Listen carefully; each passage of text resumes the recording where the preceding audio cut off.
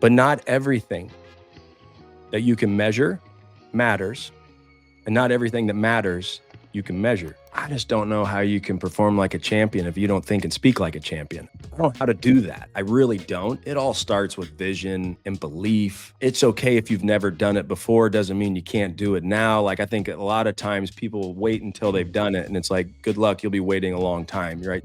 Welcome to Limitless Minds, the podcast where curiosity meets greatness. If you're ready to discover what it takes to be truly limitless and push beyond your own limits, you're in the right place. We're back. We're back, Travis. Like we never left, Josh. We had the Dr. Pepper on last. We were drinking sodas. We were Mr. Pibbing it. Yeah. And it was a phenomenal podcast. And you know, we were like, hey, let's do it again. Let's get some more cool people on the pod. So we got a really cool, awesome person coming in. We'll tell you about that in just a moment. That's a tease. Is that what they call a tease in the biz? Tease? Well, it is now. We're teasing it up. And we love to tease up every episode of the Success Leaves Clues podcast here at Limitless Minds, because of course that's what you're listening to. That's what they came to. They're looking for clues. We're not talking about Blue's Clues. We're talking about success. Success leaves clues. And as you talked about teas, I started thinking, like, what's my favorite tea? I was going to say, yeah.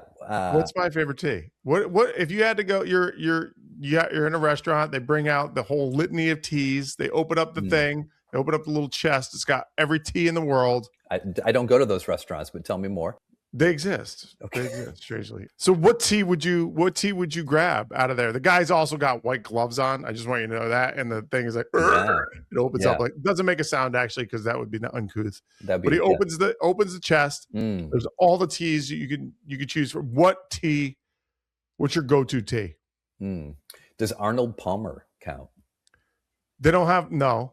And Arnold Palmer is delicious, but that is tea and lemonade, and they wouldn't have that in the chest. That would, because you can't soak that in maybe they've got Arnold Palmer. They probably do if they got white gloves on to open the chest. He stands up. They might have it. There's Arnie, and I'm like, give me some tea, give me some. That's what you go with. That's your go-to. I'm going Arnold Palmer. You don't do hot tea? I'm not a hot tea guy. No. Interesting. Shout out to DJ Hot water Eidson. with lemon? Hot DJ water with Eidson? lemon. Yes. All right. No. What's your tea? What's your tea, Josh? Peppermint. I'm going mint. Peppermint. I like that. No, peppermint. No, very festive. Very festive. Well, you know what? You know what's great to have some tea to wash down, Josh? Chicken nuggets.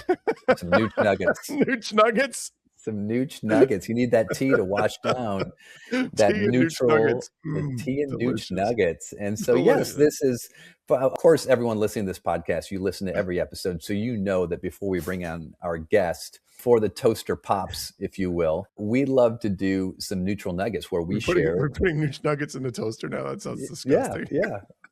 You got to reheat them sometimes. Josh, I went first last week. What is your neutral nugget this week? I get to go first. This week. The nooch nugget is this: I'm pretty sure that I brought this term up before on the podcast. I don't know if I have or not. We'd have to go back and check, but I'm going to bring it up again because I need to, because it is key to the story. Yeah. There's a term in music. That is called denouement. Denouement is the lull after the crescendo. So in music, build up, like big orchestra, cymbals crashing, and then there's like a lull, like a calming thing. So I had a lull, a big lull on Wednesday of this week. I had run the half marathon on Saturday. That was awesome. I was so excited about it. I trained for it for 4 or 5 months. And so then I accomplished the thing. And then there was just like this malaise that kind of hit me on Wednesday. It was like heavy. Like I was just like massively uninspired. All I wanted to do was go crawl into bed and not do anything. And I recognized a lot of it was chemical because I had been pushing for so long, and I had the carbo load and all this stuff. And then I had a massive physical exertion. And so my body, a part of it was my body was recovering from that. Yeah. But then there was also the sense of like, I had just accomplished something, and okay, what's next. Yeah. You know? So I went through this big lull, and it was pretty heavy. I'm not going to lie. It was kind of a heavier lull. And I remember, just chatting with my wife, and she gave me a big hug. And one of the things that she said that was pretty impactful was, I know you're not feeling great right now, but the storm shall pass. And so I said, okay, I hear you. And can I just be in this place today? I'm just going to allow myself to be in this kind of malaise, in this kind of like today. Yeah. And sure enough, I go through it. And the nooch nugget is, our buddy Colin Henderson always talks about that feelings aren't facts. Yeah. And I agree with him. But feelings feel really, really real sometimes. Yeah. And I was heavy, and it was kind of weighing me down. And I just said, you know what? I'm just going to honor this feeling today. I'm going to notice that I'm having feelings of heaviness. I'm going to notice that I'm having feelings of sadness. I'm just going to be in it. But I'm also going to set a shot clock. And tomorrow morning, when I wake up, I'm going to choose a different place to be, because this doesn't feel great, but it's where I'm at right now. And I honestly, I'm not feeling like I want to engage in it. So I'm just going to roll through it. And then the next morning on my dog walk, I set my intention for the day. And I just said, fun, enthusiasm, love. And boom, sure enough, on Thursday, started to pick myself back up out of it again. Guess what I did on Thursday? I went for a run on the beach, lifted my spirits, felt the sunshine, got near the ocean, saw some dolphins in the water, Double T. Anytime you see dolphins, like, good luck is going to follow you. They were waving hi. They're waving hi to you. Yeah, they're like, welcome back, Josh. Hey, they're just popping up. That's it. Dolphins, like, it's a known scientific fact. If you see dolphins playing in the wild, you're going to have good luck that day. So anyway, so that's the nooch nugget is sometimes you just got to honor your feelings, and you just got to be in them, but you can own them too. Like, the feelings sometimes own you. But what we do in neutrality is you can own the feelings. This is how I'm feeling. I'm accepting that. I'm taking it on. Great. And I'm also going to set a time where I'm going to get out of this, and I'm going to choose a different feeling. Yeah. And so that's what I did. And so that's my nooch nugget. I love that. And that's big. That's powerful. And I love there's the acknowledging of how you're feeling instead of denying it, right? There's the acknowledging how you're feeling, which again, neutral is noticing, right? Noticing the feeling, noticing the thought, noticing the judgment. So you noticed it. Wife came in with some great empathic support, which is super powerful. Wonderful hug, by the way, just a wonderful hug. Yeah. And then you gave yourself permission. Feelings might not be facts, but they're valid, right? Mm-hmm. They might not be facts. And so you gave yourself permission to be with them. And then you gave yourself a plan of what action or movement was going to look like moving forward. And then you got up the next day, and I love it. That fun, enthusiasm, love, right? Hey man, that's good intention, right? You show up every day with fun. One of those three, let alone all three, you're going to have a good day. Yeah. Yeah. What'd you dip that nooch nugget in, Josh? I'm going to just listen, that's McDonald's special sauce right there, bro. That is special sauce. That's what we're dipping that in. We're dipping it in what's known as special sauce, i.e. Thousand Island dressing. Yeah. But that's okay. With a little Tabasco or something. Yeah, sure. I got it. Yeah. I love it. It was special sauce. That's great. That's a great nooch nugget. And special sauce. Yeah. Can you name a song by G Love and Special Sauce? Oh, can I name a song? I'm drawing a blank, but I love it. Start me off. Yeah, I can't do it. Start me off.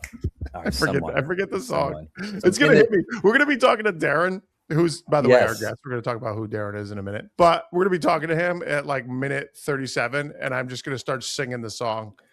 And for everyone in the chat, right, put your G Love and Special Sauce song. Put it in the chat. And we're going to people be like, why randomly who haven't listened to the podcast? Is there a chat on this? Why is there when it's posted, right? Whether it's on YouTube or wherever you're listening to this fine episode, Josh. Yes. Okay. Yeah. And there goes my son, right? He just made breakfast, and he disappears into the sky. Tell him to go find out a G Love and Special Sauce song. I will. I'll get that for you. We'll have one by the time we interview Derin. All right, Josh, a tease of who we're talking to. All right, so my nooch nugget really quickly is, so I was in a weekend, I'm on a board, not to sound fancy, y'all. I'm on a board, and we had, this is my first time being on this board, and we had Did you wear a tie? I didn't. No, we didn't. It was a board that didn't require ties, but I did come with a briefcase, and I kept opening it up. Was there anything in the briefcase? No, just candy. Just gonna bring an empty briefcase. That's candy. I just had candy in the briefcase, and then I had like a little light in there. So every time I opened the briefcase, light shined out, and it looked really important. Very, very Pulp Fiction of you. So yes, it was. Yeah, good reference. You got it. All right. Yes. So this is like the second day, and it's long days of meetings, and I sat down.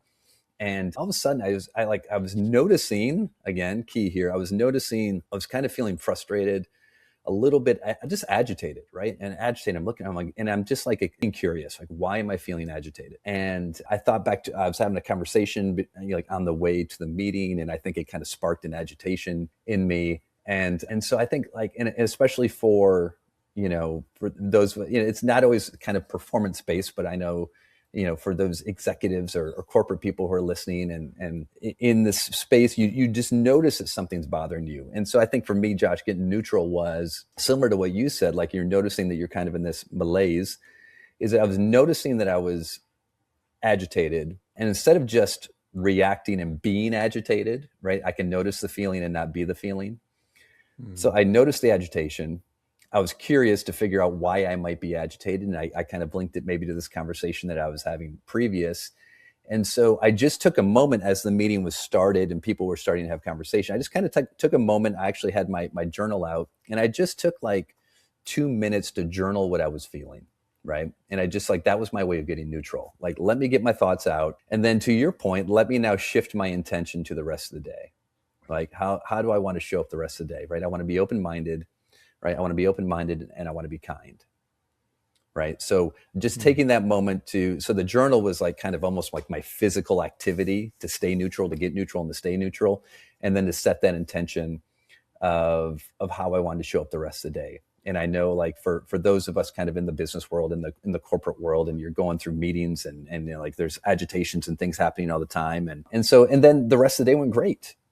Right. And so it was like noticing it, processing it, and then setting in an intention for the rest of the day, right? But not like you don't have to beat yourself up for feeling the way that you're feeling, to be curious with it, to be kind with yourself, and then to come up with a plan of how we wanted to move forward for the rest of the day, or for you for the next day. What's amazing about that is that I think we forget, right? So one of the things we forget is that intention setting can occur anywhere, anytime, anyhow. I think there's this thought process, especially when we do it, at Limitless Minds, and we do the hype at the beginning of our presentations and things of that nature, and we have the audience set the intention.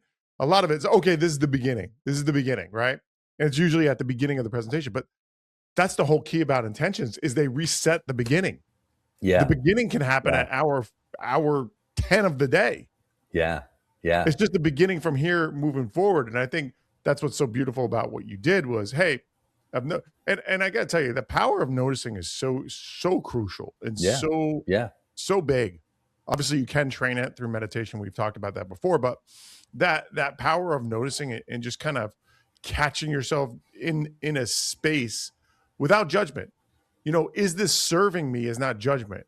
It's just where it is. Like, hey, is this serving what I want to be in the world? Is this serving where I want to go with this goal? Well, I'm agitated. Is that going to serve me? Yeah. Is it going to serve me? Yeah. Is this going to be a great mindset for me to carry on the rest of the day? Yeah. Yeah. Probably not. Right. It's not going to physically, it's not going to feel good. And then I know that I'm definitely not going to be at my best for the rest of the group either. So again, we can beat ourselves up, but it's like, I notice it. Now I get to choose whether I'm going to continue to focus on that feeling, or I'm going to give myself permission to choose again, or to set a new intention. And so when I need to reset at some point, I've already set something that I want to reset to. And so, really simple power in that. Should we rename the Nooch Nuggets like mini therapy sessions with Josh and Travis for each other? I don't know, just mini therapy with each other on the couch. Thanks, Travis. On the couch with Josh and Travis. So we just need to be able to for these sessions, we're just going to lay down. We'll be like, just lie down. So Josh, and then the only thing that would make it better is if we were like guys over 50 with beards. Oh wait. Check. Got it. Hey, speaking of old white guys, Josh. Wait, no, we got to get the sauce. That was a great transition, but we didn't get the sauce for your thing. Yeah. My sauce is Cholula. Yeah, I like a Cholula. Because it just goes packet or the jar. Packet or the bottle with the wood. Either one, right? If I'm at a restaurant, right, or a quick service, it's going to be it'll be a packet. Right. If I'm at home, Josh, I just have the bottle. Douche Nuggets sponsored by Cholula. Yeah. We've been, by the way, all those corporations, we've been just somebody just get in touch with us, please, and let's sponsor this thing. Dr. Pepper last week. Clean it up. Cholula, come on. Mr. Pibb could come off the top rope if it wanted to and just take that corner. Mari, Anna, what are you guys doing? Right, we're just throwing you all softballs. Corporate sponsors softballs. Speaking of softballs, do you know who worked with the Notre Dame softball team? No idea. It's our next guest. No way. Come on. Yes. See, I got the transition. There it is. There it is. Keep it going. Keep it going. Who's our next guest, Josh? So our next guest is the guy I got to pull up right here. Our next guest is Derin McMains, and I'm just pulling up his bio because it's long, it's lengthy, thorough, and I want to kind of get this right. So one of the things that Derin, it was so amazing for me understanding him. When I first met him, I met him in professional baseball, and he was working with the San Francisco Giants at the time. And at the time, they had just come off of their third World Series in 5 years. Yeah. And he was running their mental skills program, mental performance program. And it was interesting because as I got to talk to him, I was like, this guy is a freaking unicorn. And the reason he's a unicorn is because not only was he a mental performance coach, prior to being a mental performance coach, he was a minor league manager. Prior to being a minor league manager, he was an actual player. So here's the guy who understands it from not only the mental side of things, but he also understands it from the tactical side of things. He also understands it from the technical side of things.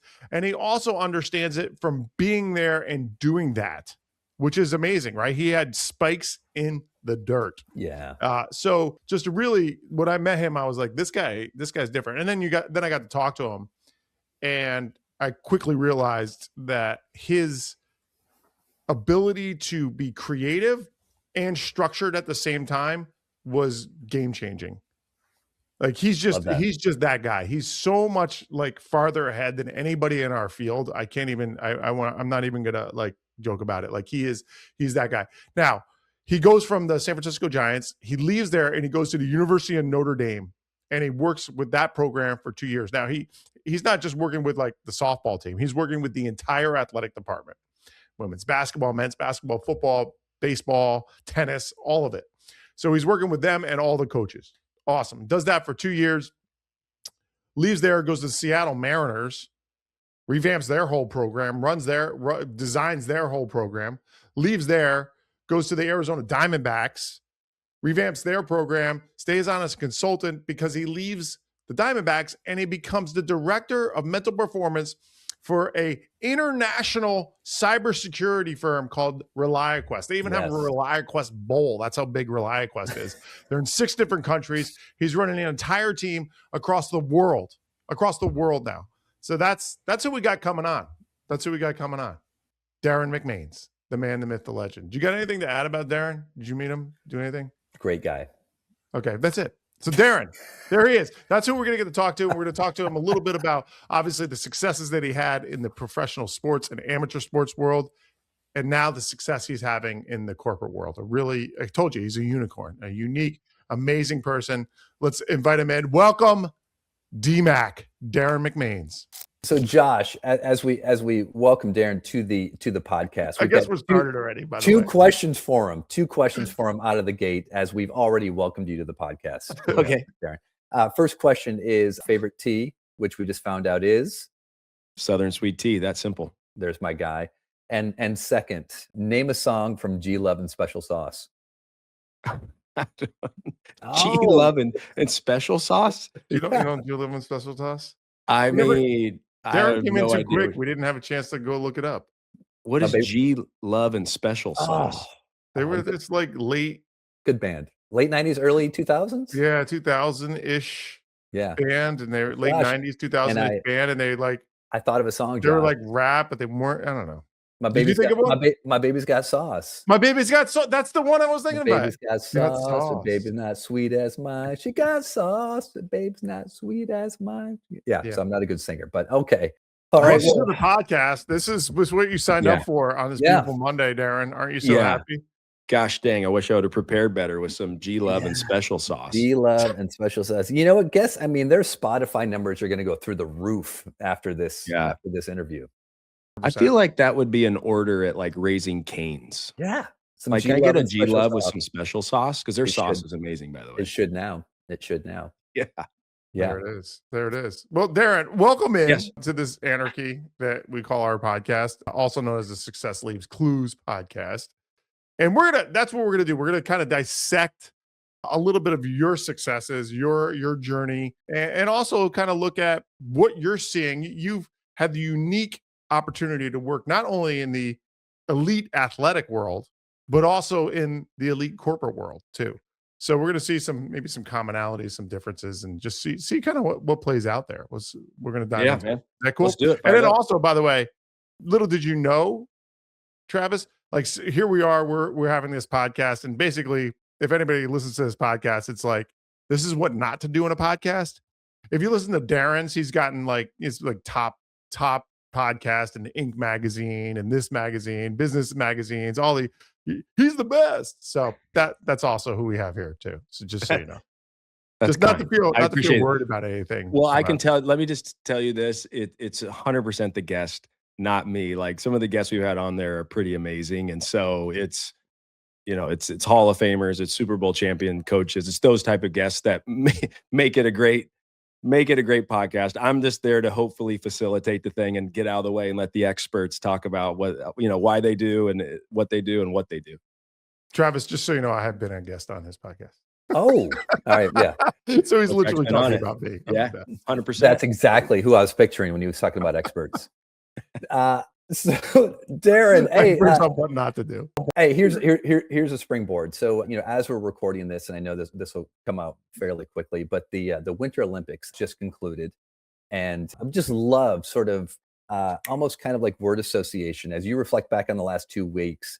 What is just kind of the top moment or just top idea or story that stands out to you as we conclude the Olympics? I don't think this is recency bias, but it would almost have to be the United States Olympic team beating Canada yesterday, the men's team and women's team too. But I know the men's team I was watching closely at spring training with the Diamondbacks. We're all in the training room. Everybody stopped their job essentially. Like we were supposed to play the Angels, and we all stopped what we were doing to watch overtime and the game-winning goal. Just what it reminded me of is just the power of sport being such a unifying thing across, doesn't matter gender, background, socioeconomic status, doesn't matter it doesn't matter anything. Only thing that matters is like this team playing this team, and we want the individuals dressed like that to beat the individuals dressed like that, and it's like, and it just brings everyone together.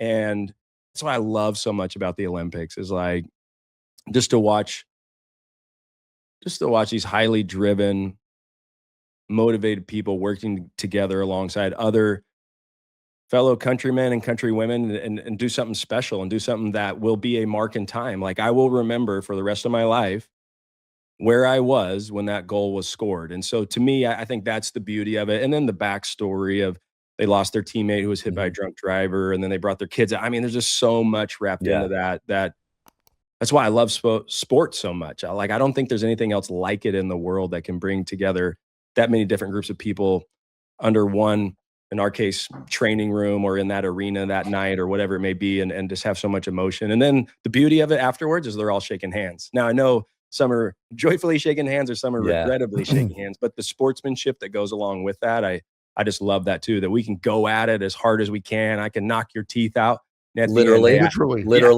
Yeah. And I respect that. Like, hey, I respect the way you play. And so we shake hands at the end of this. So to me, that's what shows up most. And I don't think it's recency bias. I think that would have happened in week 1. I think it would have been the same, but it was pretty epic.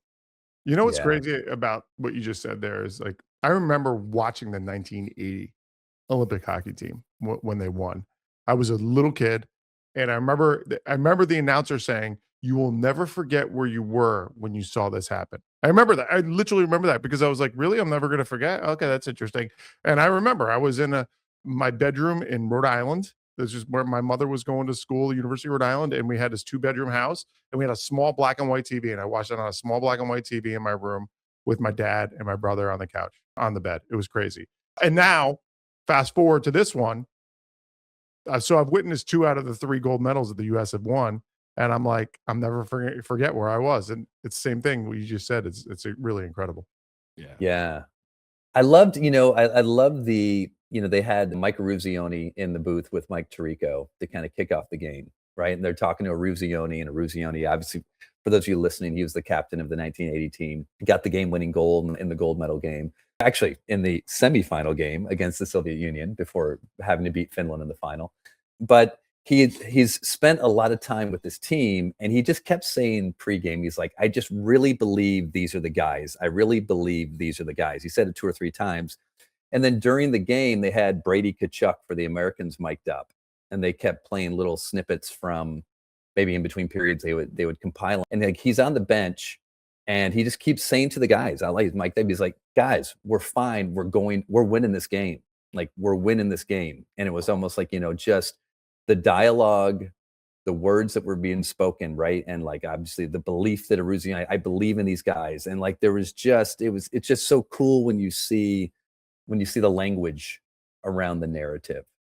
Derin, in the work that not only you're doing in the corporate world, but with all the different champions and teams that you've worked with, how important is building that sort of that narrative for the group?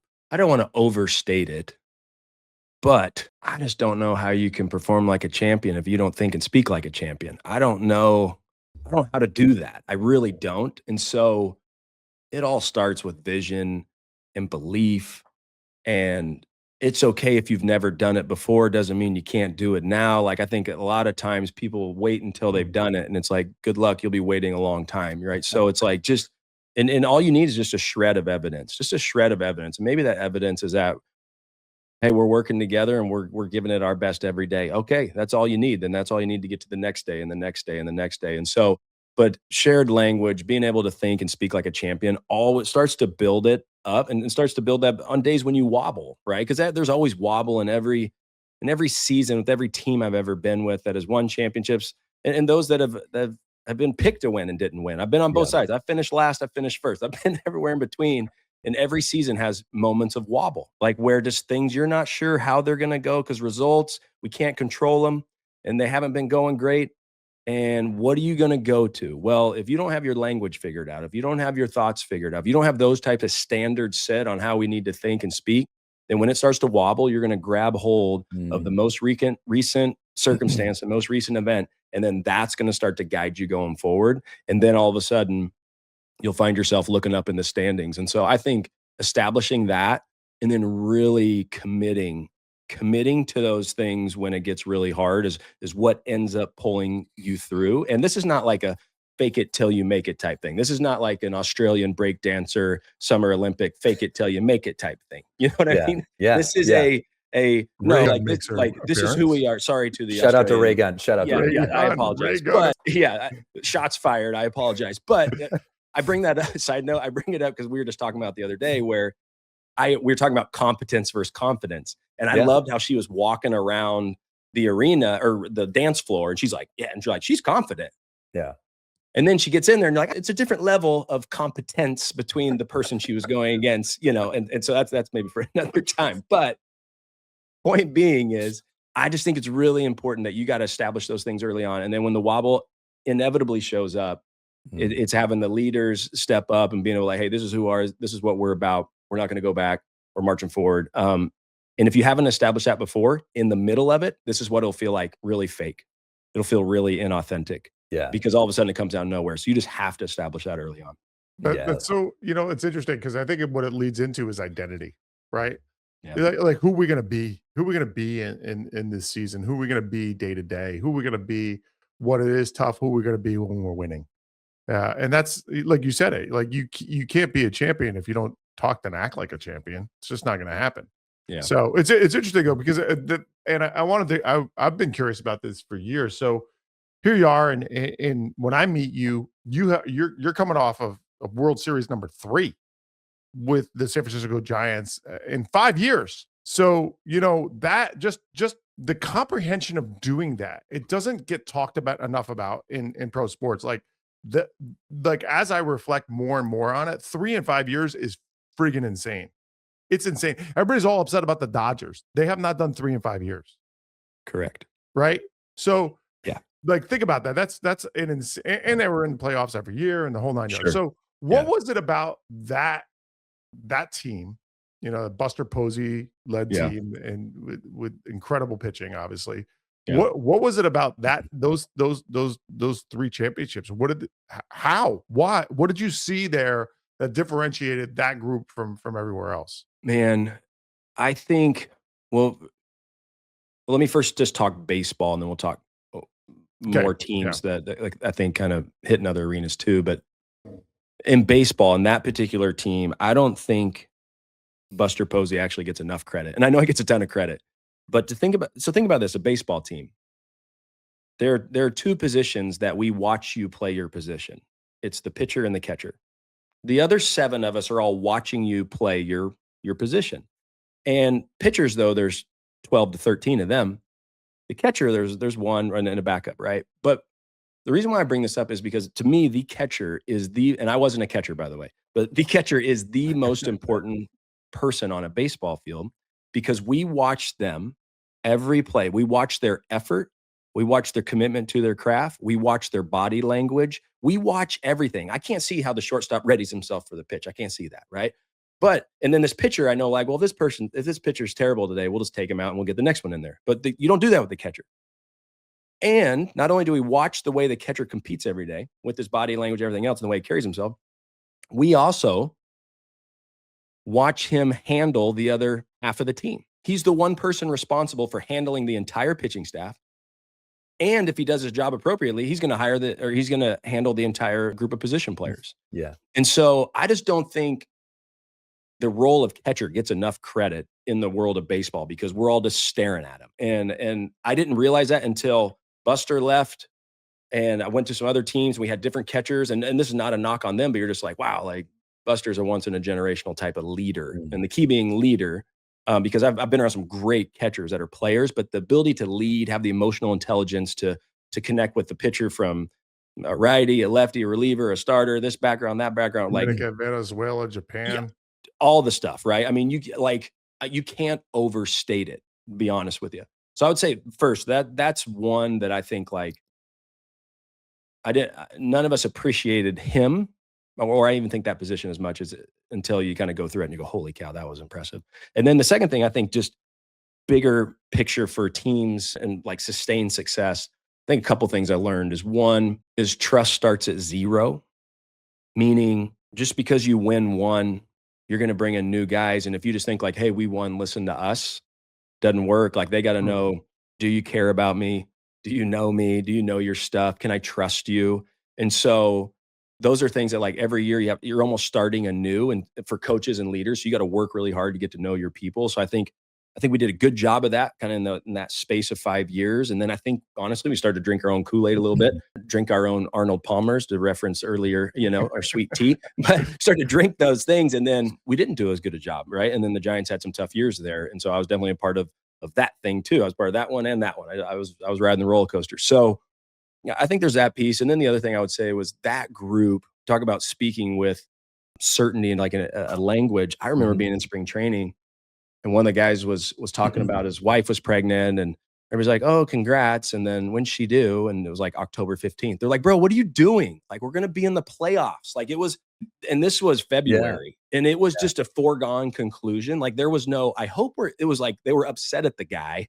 They're like, what are you doing? Are you going to take days off? Like, we're going to be right in the middle of the NLCS right there. I remember that conversation in the training room, and I'm like, yeah, we're going to be there. I don't know how, it's a good team. I don't know how it's all going to unfold, but we're going to be there because these guys talk about it like it's already happened. And so I think that, and then this last piece I would say is like that group led by, Bruce Bochy, obviously, and his staff, Buster and everybody, but like the ability to prepare with certainty, compete with certainty, and embrace uncertain results is and I think it speaks to mental skills, but I think knowing how to do that, like that whole group was bought into that. Like they didn't win when we had losing streaks or somebody would get hurt or whatever it was. It wasn't like, oh, people wouldn't freak out over it. It was just like, all right, next minute up, like, let's go. And then they would prepare with the same level of certainty, knowing like it's only a matter of time before we're playing in October. Compete with certainty, regardless of the score. We know what we're doing. And then it's like, well, I didn't go that way. That's, embrace the uncertain results of it. And I think it's kind of that whole blend. And then just the leaders like feeling when the wobbles, you just keep it going. I want to ask just to follow up because I'm curious what stood out to you. And so if we look at Buster Posey, the leader, obviously the talent, right? Super talented player. What were the 2 or 3 qualities, do you think, Derin, that stood out to him that made him such an effective leader? One was his ability to prepare, just preparation. A couple different times I remember pitchers, because of maybe they didn't execute their normal routine or they weren't doing the things that they needed to do, didn't have a real grasp of the scouting report. And they would just ask Buster and whatever he said would go. And so like the level of trust that whole staff had with him, and that was because of his preparation, I would say is 1. 2, just his moral character. Like just a dude that would show up and do the right thing over and over for the sake of it being right. Not because he's trying to project being right. It was just, he was doing the right thing because it was the right thing to do. And like the impact that had on the organization, I still share this with baseball organizations everywhere. I say, man, like you can't miss on that first round pick because the first round pick sets the standard for every pick after that. Yeah. Like if you get a turd or you get someone that's not working hard or whatever it is, you just lost the entire draft because it's like, well, the first rounder ain't doing it. And the fact that he came in, was the hardest worker, the most prepared guy, had moral integrity, like all those, it just elevated everyone. Because also part of that draft was Brandon Crawford and Brandon Belt, who were a part of 2 and 3 world championships as well. And so, and then other guys had to elevate their game because like now Sergio Romo, Brian Wilson, like guys are looking like, well, Buster's doing it, I got to do it. Yeah. And so I think just that piece, and then and Jeter had this too. I don't know Derek Jeter, but just the way they didn't add distractions through the media. Like they weren't there to be entertainers. They were there to be competitors. They were there to be leaders of a team. They weren't there to say something cool in the media and try to get more followers. Like they weren't into that. It was about one thing. We're going to win championships. We're going to win ball games. I need guys to trust me. And so it was very calculated in how he managed the media and not wanting to be a distraction to the team, answer the question, move on, and guys respect that. And so I think those were some things that he did unbelievably well. That's wild. It's kind of like, I'm going to be really loud with my actions, right? The Nick Saban quote, what you're doing is so loud, I cannot hear what you're saying. And it sounds like that's kind of the person that he was, and it was infectious. It was infectious. And I think, one of the things we talk about with leadership all the time is, again, you can say whatever you want to say, but the action's got to follow that. Like, and that's where integrity comes in, and that's where trust comes in, and all those pieces. You went from the San Francisco Giants, had an awesome time there. Got to hang out with people like myself and Reviza, in different meetings in the baseball world. And then you move on to, you're like, I'm just going to go to one of the most prestigious universities athletically and academically in the world. I'm going to go over to the University of Notre Dame, and I'm just going to run the mental skills for their program. A, what precipitated that move? And B, what did you learn from going from the professional setting to the quote unquote amateur setting in an academic world? Yeah, well, I can tell you how that unfolded was I was just, the cool thing about success is people want to know how you did it. And honestly, I was a part of a great organization with great leaders that made you look smarter and better than you really were. Like I accepted that. I was totally fine with that. And I was happy, right? That was great. And so, but from that, people want to know, hey, what did you do? And so I had the opportunity to go speak at an event in Atlanta where there's a lot of schools, athletic directors were there. University of Notre Dame happened to be there. And so I just talked. I don't remember what I talked about, to be honest with you at this point. But at the end of it, they were at a point, if you think about Notre Dame being a destination school, now mind you, this was probably 13 years ago, call it. No, probably less than that. 11 years ago, probably. And so it there was like, was I remember hanging out in South Bend with you in like 17, 18, yeah, that yeah, time yeah, frame. yeah, yeah. So I think I did the talk around 2014 or 15. I think we'd won two, maybe our third one already. But what had happened was at that point, when you looked at Notre Dame's head coaches across all 26 different teams, they were largely older coaches. And so they weren't familiar with like what sports psychology is, what it's not, what is mental performance, what are mental skills, what is this whole thing. And so there was a real resistance to, and there's a great sports psychologist there on staff. I think Mick is still there, but he just works on campus. He didn't work specifically with athletics. And so there was just some friction there. And so they thought,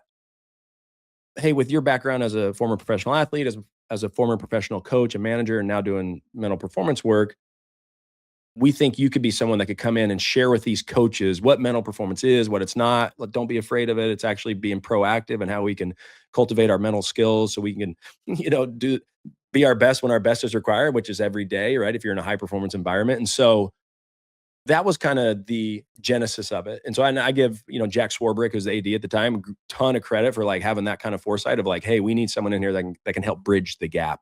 And so I went there, worked with all 26 different head coaches. I didn't work a lot with the teams, and I'm just not that smart, guys. So here's what happens. Like, I'm like, hey, am I coming by myself? And they're like, yeah. And I'm like, yeah, I can do that.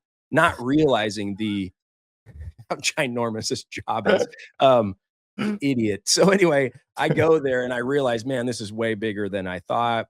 We weren't in a position yet where we could hire more of a staff. It was just a huge job. And so I love still at that point working with student athletes. I love still working with the players. And so I did miss that piece. But in my time there, it was largely about how can I build relationships with all 26 of these head coaches, and if the staffs were small enough, that they're assistant coaches as well, and then help bring them along on like, this is what mental skills is, this is what it's not, this is how you use it to build your whole culture, this is how you do it to build your leadership plan, like this is what it looks like to be real intentional around this. And again, I give those coaches that when I was there a ton of credit, because it would have been easy for any of them to have been like, this is just a baseball guy, or this is just what does he know? I've had a lot of success. Look at me. I'm at the University of Notre Dame. So I give that, I think it just speaks to the humility of the coaches that were there to allow me to come in and share some things, and for them to take what made sense in their program and then also leave some things behind. So that was what that looked like. And that was my work there. And so as you transition then, Derin, into the corporate space, working with Fortune 100, Fortune 200 company, and now being on the business side of things, did you run into some of that resistance as well? It's like, well, you're the sports guy. What do you know about the corporate world? What's the sports guy know about the corporate world? Sports doesn't relate to business. We hear that at all. once in a while. At all. Right? Yeah. So what was that transition like? Yeah, I mean, I think it's like anything, right? I think you guys know you're in this too, where you just got to meet people where they're at, and that's okay if that's what you think, and it's okay. And let's talk about that. What are you trying to accomplish? Oh, you're trying to accomplish getting people to come together towards a common goal. Oh, that sounds interesting. I feel like I've done that a lot in sports. I think we do that every year, And it's like, oh, you're trying to get people to handle pressure better. That's interesting. We do that in sports. Oh, you're trying to get people to have clarity around a specific KPI or a specific goal you want them to accomplish. Yeah. Cool. I think we're gonna do that too. Oh, hey, you work with them on developing plans, and so it's like it's just helping them understand, like, hey man, arenas are different, systems and accountability and standards are the same. Like, and let's just talk about that. And so that's what it was early on. And I can tell you though, I lucked out into, again, I think my career, I'm just extremely lucky because, our good friend, Trevor Moad was with ReliQuest long before me. And so I went into a situation that was ripe for mental performance. Like they were hungry for it. They were excited about it because he'd just done so much good work.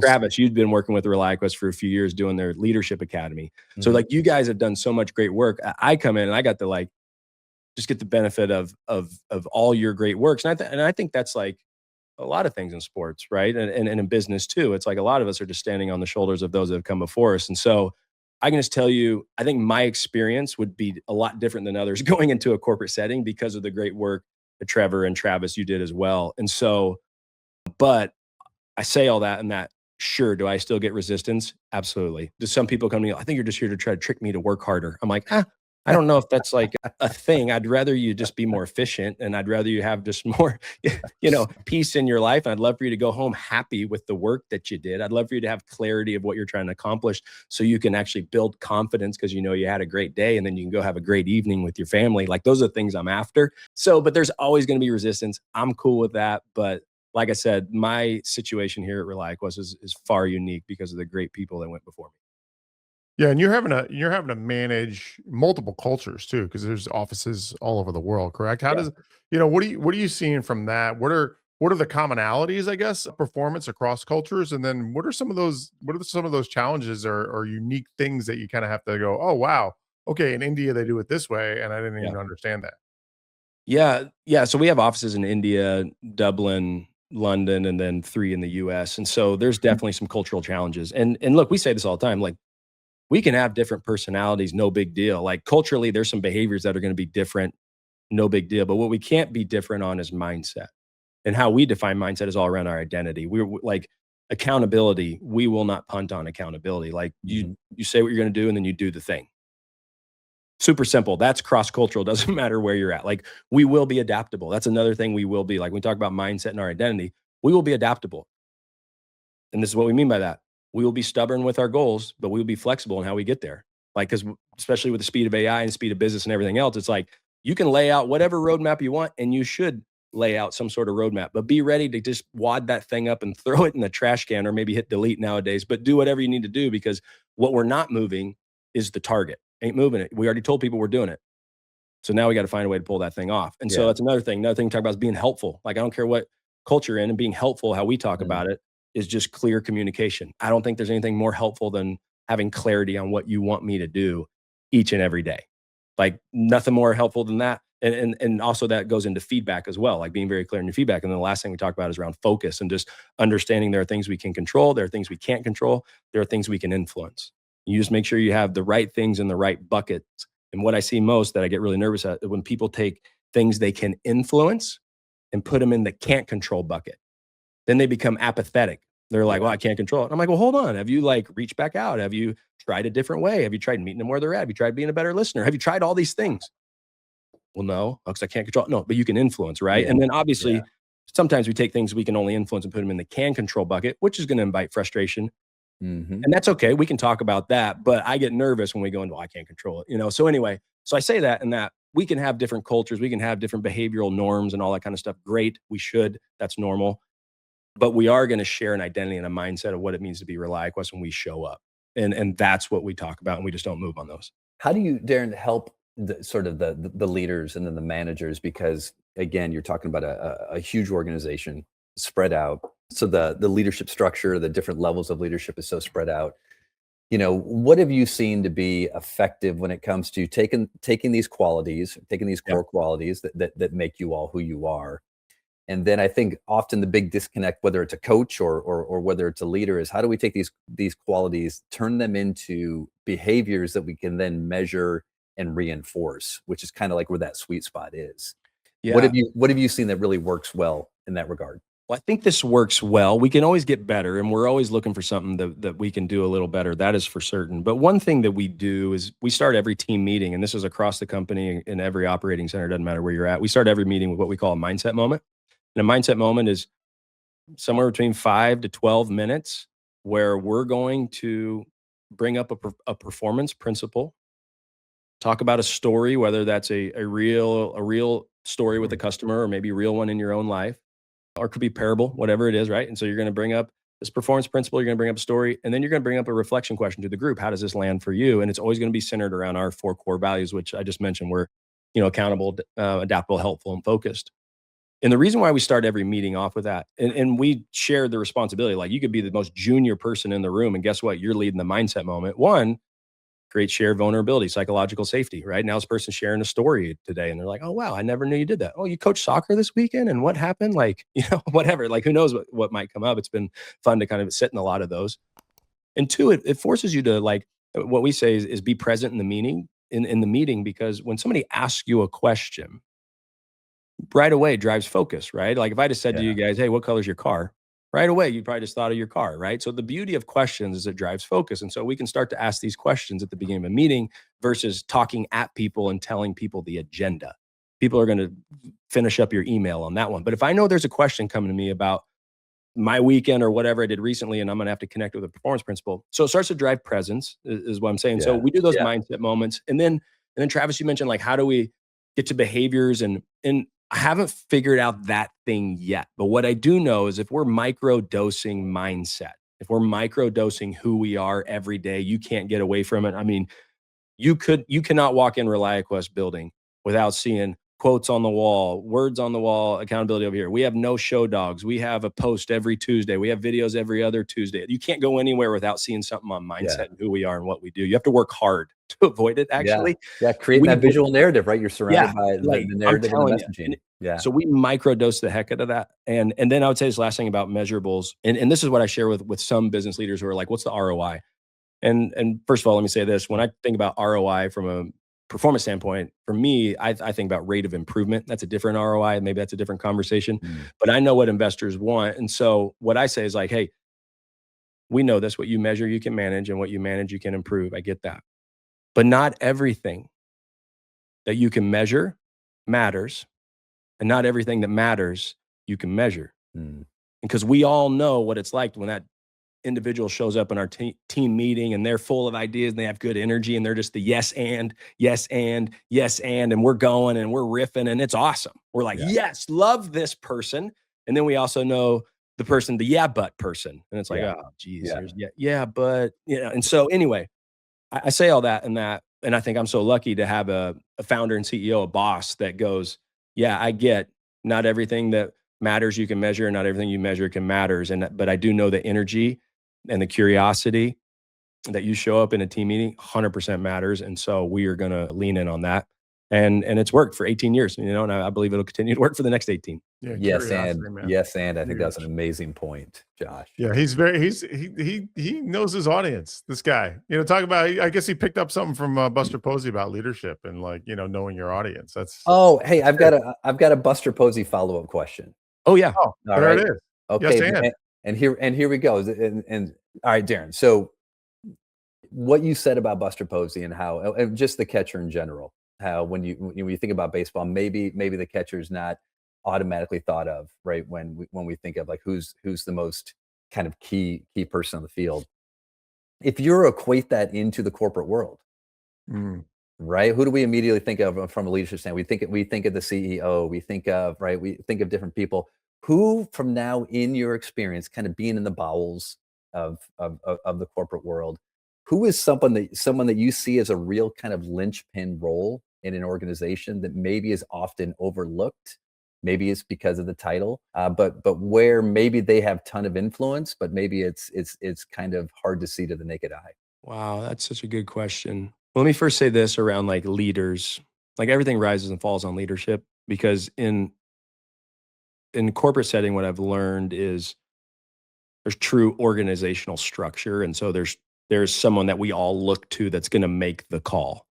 And if that person doesn't have integrity, if their actions don't match their words, right? If the video doesn't match the audio, like you lose the whole team. And then cross-functionally teams see that too. So I first, let me say that, in that it's more well-defined in a corporate setting because of just flowcharts, right? And organizational structures. But I think, I don't believe corporate America uses their HR departments effectively. I think they have them way too reactive, way too, you having a tough day, whatever they do. I don't, again, don't know totally what they do, but the narrative I've heard around them is that, that's just an HR thing. Whereas for me and this is how we leverage them at ReliaQuest, but it's like, you are the keepers of this culture. Yeah. You are the drivers of development. And like, if you want to have a real culture and you want to have people that are always thinking about it all the time, like that should be your HR people, but you got to like empower them, because for them to go into a meeting and the VP is like, I'm going to hire whoever I want, whenever I want, and have the HR person be like, that's not how we do things. You're not. HR person can't tell me how to do that. And it's like, oh no, we can. If you give them to say, hey, we are the keepers of the culture. Yeah. We are We are in charge of developing our leaders, right? And so I just think that role is so underutilized because of Toby from The Office or whatever it might be from. But I just don't think we use that group enough. Yeah. Give them enough of a voice to really help people step out of their roles and not just be in their jobs, and work on their jobs and work on themselves and make sure the company's being taken care of. So that's what I would have to say. Like, that to me is a potential linchpin. I don't think it is right now, but I think it is a potential linchpin, because they should be seeing things across the business. And I don't know who brings in Limitless Minds. I would assume HR does. And it's like, man, like, sometimes it's like learning and development. Okay, learning but sometimes it's just a sales leader of, VP of sales, and they're like, hey, we need you to talk to our sales team. So I would say, and on that though, I would say this: salespeople are most visible. And I think they are the ones that can sometimes operate outside of the standards. And so I think, like, the rest of the organization, we really need our salespeople to really adhere to what we believe and what we do and who we say we are, because they're the most visible folks in the business.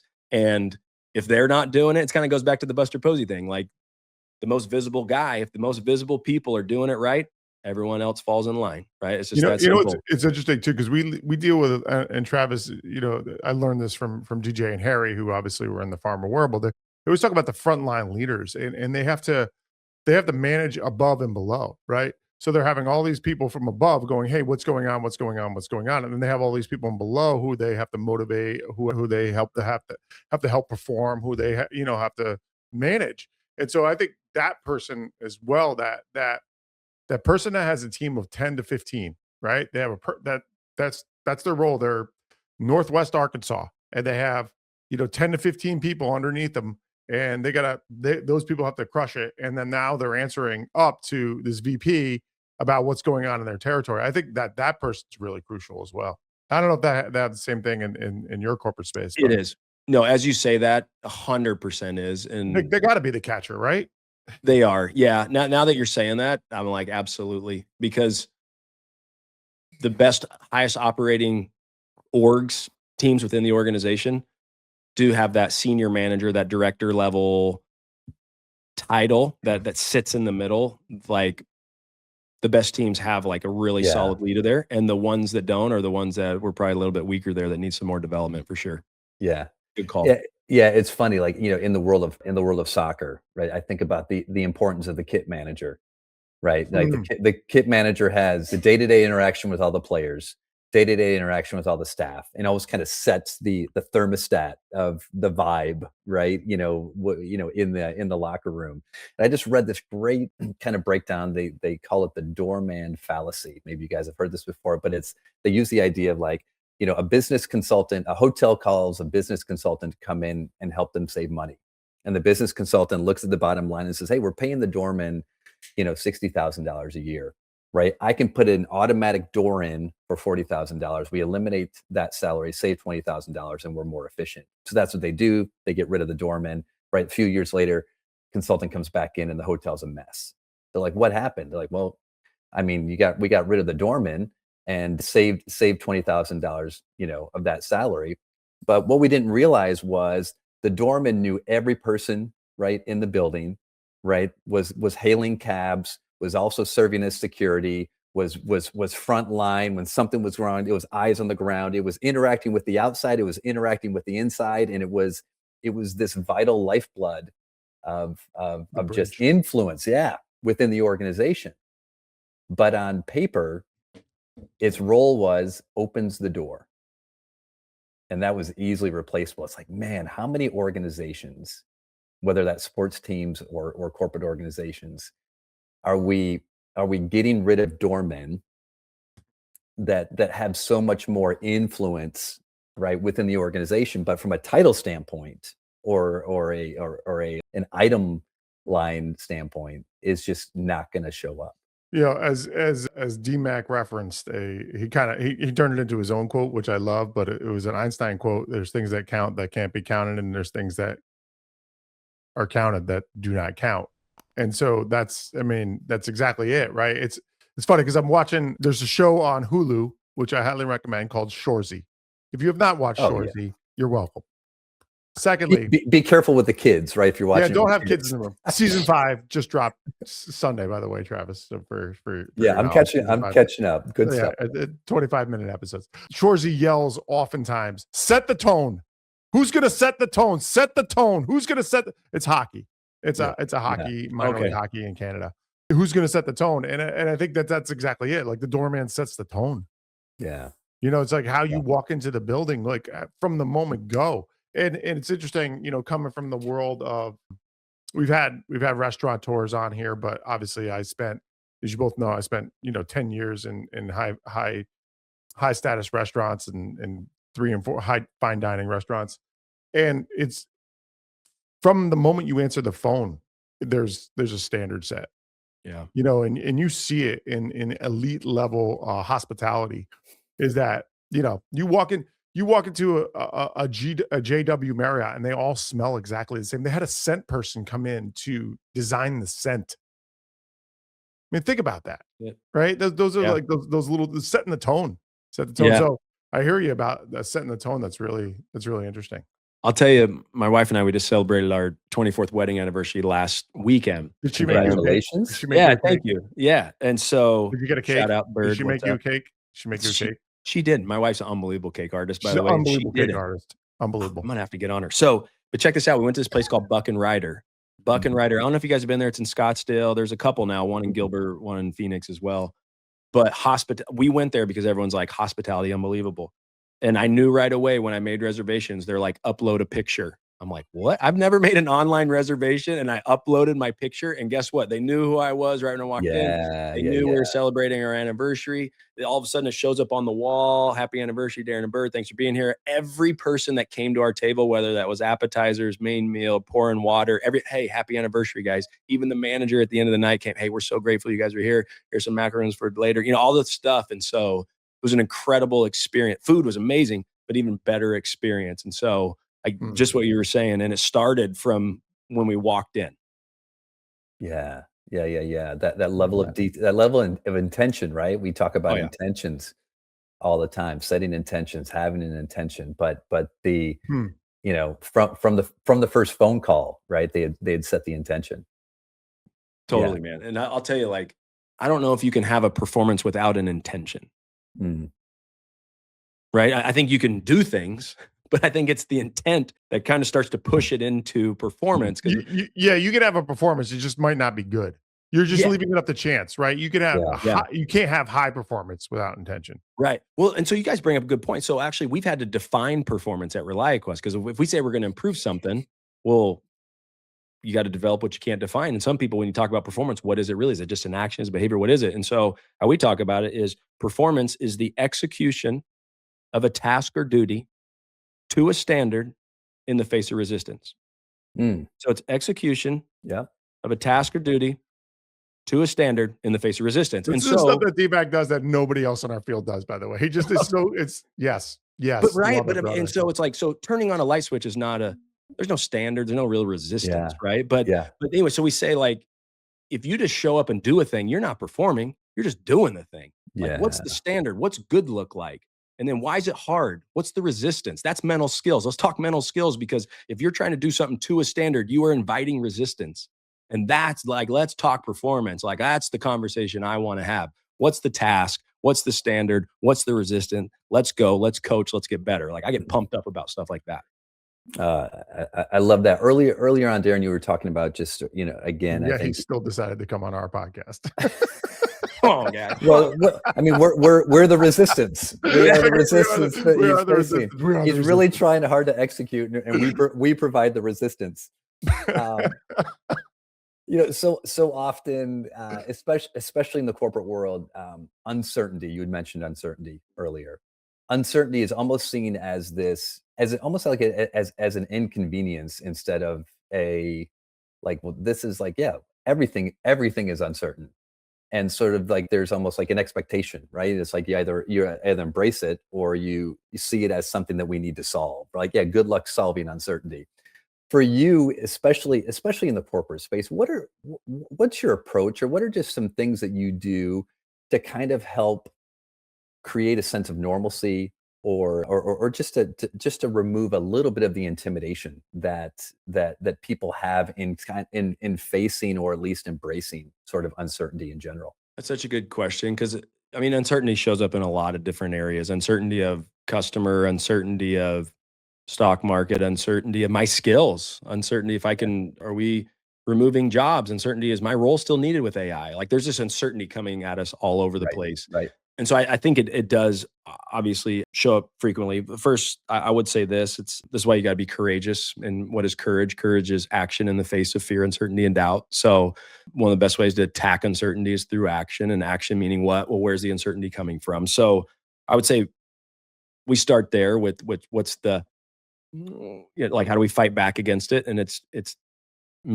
taking steps. And this is, I've learned this from Brian Murphy, our founder and CEO, but just the importance of being decisive, because the quicker you make a decision, the quicker you know whether it's wrong or right, and then you can pivot and do what you need to do. And a lot of people just sit in the space of like, well, I'm not sure, what if, and never make the decision. And now you're sitting in the middle of the road and you get hit by cars going both ways, versus like, make the call, then you're going to know if it was right or wrong, and then you can make the next call, and then you can make the next call. And so when I think about uncertainty, I think about, one, just like, hey, let's take some action. Two, that means make a decision.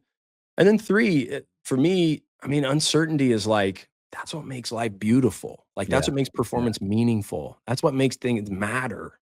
Like, if it was like, nobody wants to play tug of war with a 2-year-old, like, give me some sort of like, I could lose here. Like, and I tell you, like, I tell guys this all the time, because, we're out of sport, or not in it as much as we used to be. And I'll say, hey, you know what's worse than losing? Not competing. That's worse. Like, that's worse. Because why? Because there's uncertainty, which brings joy, and disappointment, which brings color to life, which brings storytelling, which makes life worth living. And so it's like if you're running for certainty, man, like man, I let me invite some uncertainty for you, because like like, life is just better in the uncertain. Now, granted, too much of it, I get that. That's why we have routines and those types of things. Like, too much of it can be overwhelming. I get that. But my thing to your question, Travis, it's like, when you talk about normalizing or embracing it, it's just like helping people see the other side of it. I'm like, do you really want to play tug of war with a 2-year-old? And it's like, I don't think so, because now you're eliminating joy and meaning and purpose, and really feeling a sense of fulfillment at the end of your day. Yeah. You just said you sound like, oh, fulfillment, right? Yeah. Yeah. What brings you where's the fulfillment without the uncertainty and resistance, right? Exactly. Like, they're dance partners, Yeah. Yeah. I love it. So I'm a big fan of rock, paper, scissors, because you just don't know. Yeah. You just don't know. You just don't know. You're gonna win. I was Northeast champion 2000, by the way.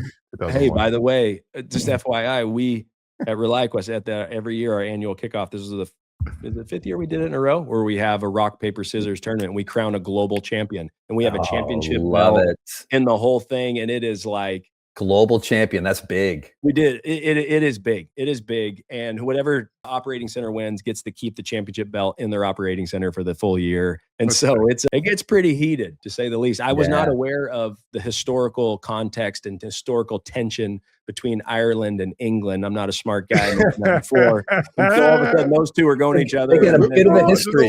Just a little tension there. Yeah, and I was like, wait, what's going on here? And I was like, how did this show up in rock, paper, scissors? But anyway, that was a few years ago. I was like, Lannisters and Targaryens, look out, buddy. Yeah. Hey, that's awesome. Listen, here's one of the things that we do on the Success Leaves Clues podcast is we take a second now and pretend we were active listening, and we feed back to you some of the things that we feel have come up in the conversation that illuminate why people, organizations, whatever, are successful. So with that, I've been going first recently. So Travis is going to go first, and he's going to tell you some of the clues he was able to pull out of this conversation.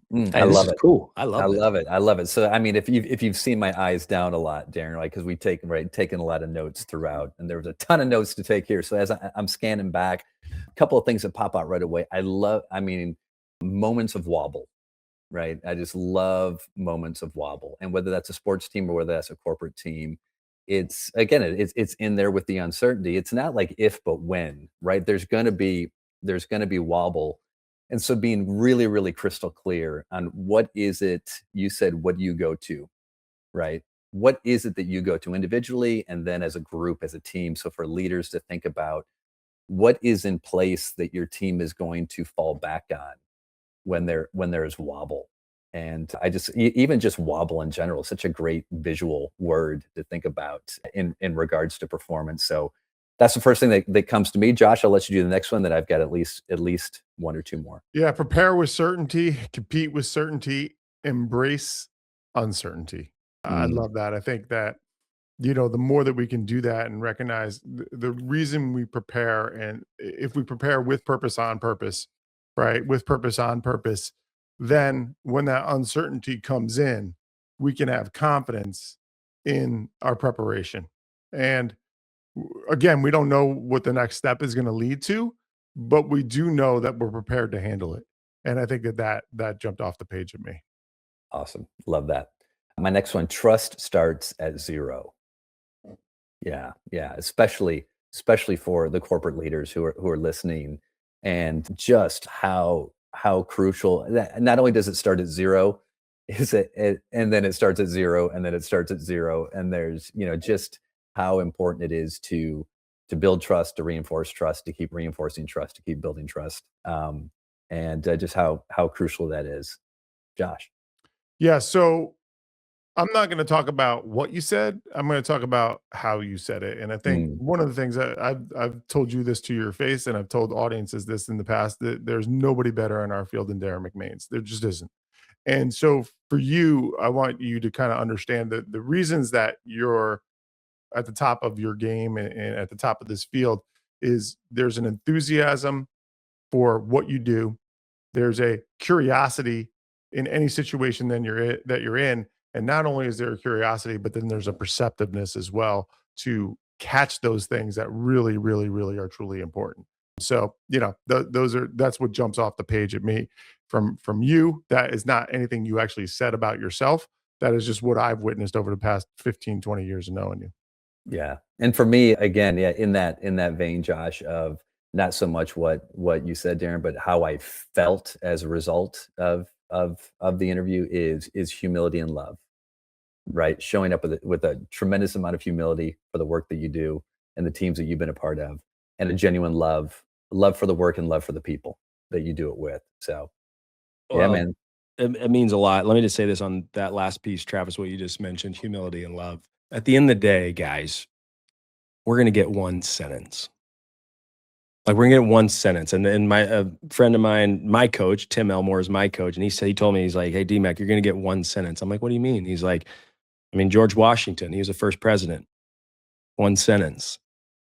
I'm like, shh, like that hurt my feelings. I ain't gonna lie. And it's like, George Washington did a lot of things, but all of a sudden you start thinking about it, and it's like, wow, like you kind of do get one sentence. And so he asked me, like, what do you want your one sentence to be? And I just started to think about that, because that's going to drive everything. That simple question is going to drive everything else. And so that being said, like, I want people to feel loved and energized when I'm around them. And so for you to say that, Travis, means a lot.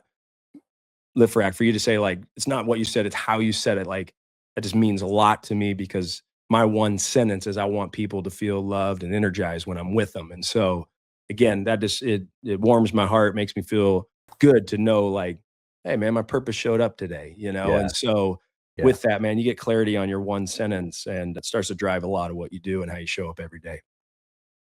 Yeah, man. You're doing it, brother. Thank you. No Absolutely, man. There's something in the water in Arizona. That's all I'm going to say, man. It's like these Arizona guys are just bringing the heat. Buddy, it's getting hot here. It's already like in the 80s, supposed to be 90s by the weekend. I'm like, what are you doing? No, single digits in the loo, baby. Single digits here in St. Louis. So yeah. Hey, Derin, where do you want people to find you or check out as a result of listening? Oh man, you know what? Like, I'm on Instagram. I don't do a great job putting a lot of stuff there. It's DMAC_mindset.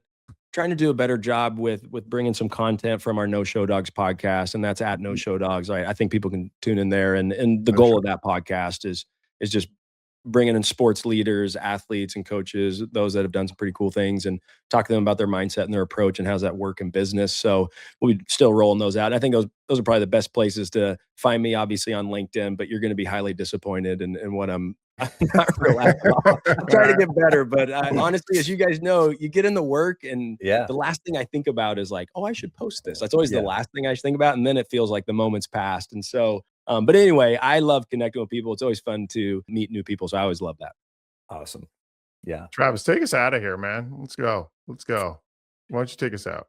Well, wait a second. Before you take us out, Travis, here's what the people got to do.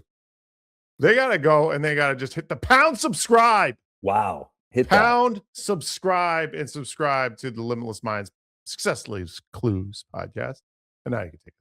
Yeah, let us know what your favorite tea is and your favorite G11 special sauce song. There you go. Limitless Minds, Derin. This isn't about fixing something that's broken, as our buddy Trevor and as you hear Russell Wilson say a lot. You don't need to be sick to get better. So, Derin, help us. So, thank you for helping us all get better here today. Thanks, brother. Yeah, I appreciate you guys.